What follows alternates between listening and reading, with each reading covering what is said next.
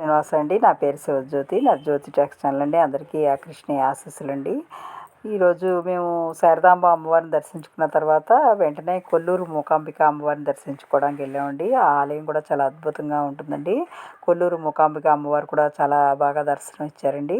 ఆవిడకి కూడా ఒక కథ ఉంది, అది కూడా చెప్తాను వినండి.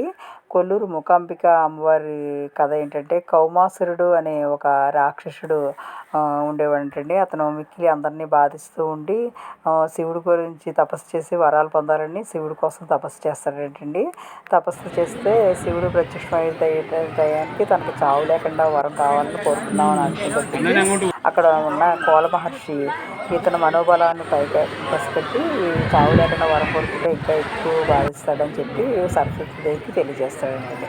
అప్పుడు సరస్వతీదేవి ఏం చేస్తుందంటే ఈ కౌమాసురుని మగవాడి కింద చేస్తుంది అనమాట. ఆయన శివుడు ప్రత్యక్షమయ్యే టయానికి మగవానిగా మారుస్తుందంటండి. మగవాని కింద మారిస్తే ఏమీ కోరికలేని పరిస్థితిలో అయిపోతే అప్పుడు శివుడు ప్రత్యక్షమైన సమయానికి మోకాసురుడి కింద అయిపోతాడంటే మగవాడి కింద.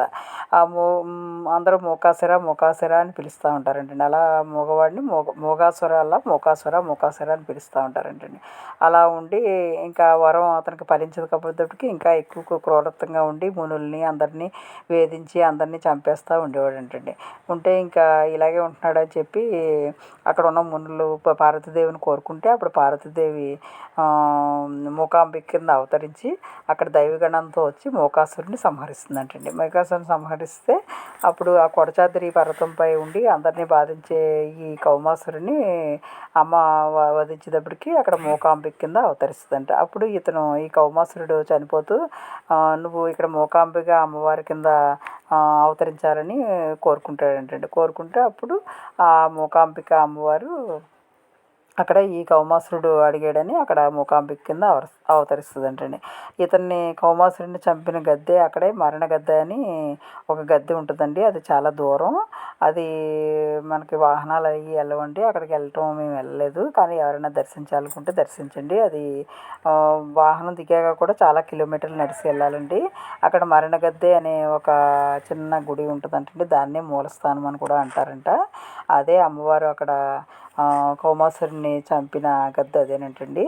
ఆ తర్వాత ఆవిడ మూకాంబిక కింద అవతరిస్తారంటండి. మూకాంబిక కింద అవతరిస్తే అప్పుడు ఆదిశంకరాచార్యులు కొడచాద్రి పర్వతం మీదకి వస్తే ఈ స్థలంలోనే వెలవమని చెప్తే అప్పుడు ఆవిడ కేరళలో అమ్మవారి కింద ఉంటుందంటండి. అక్కడి నుంచి నువ్వు ఇక్కడికి రమ్మా అని అడిగితే నాకు కూడా నడుచుకుంటా రండి మీరు, నేను ఎక్కడ ఆగితే అక్కడే, నువ్వు మాట్లాడకుండా వెనక్కి తిరగకుండా ఉంటే నువ్వు వెనక్కి తిరిగితే నేను అక్కడే ఉండిపోతాను, లేకపోతే నీ వెనకాల వస్తానని చెప్తారంటండి. ఆదిశంకరాచార్యులు వెళ్తూ ఉంటే ఈ మూకాంబిక అమ్మవారు ఆయన వెనకాలే అనుసరిస్తూ నడుస్తూ ఉంటే ఈ ఆదిశంకరాచార్యులని పరీక్షించాలని ఈవిడ గజ్జెల శబ్దం రాకుండా ఆపేస్తారంటండి. ఆపేస్తే ఈ ఆదిశంకరాచార్యులు ఏంటి గజ్జెల సౌండ్ రావట్లేదు, అమ్మవారు నా వెనకాల రావట్లేదని వెనక్కి తిరిగి చూస్తారంటండి.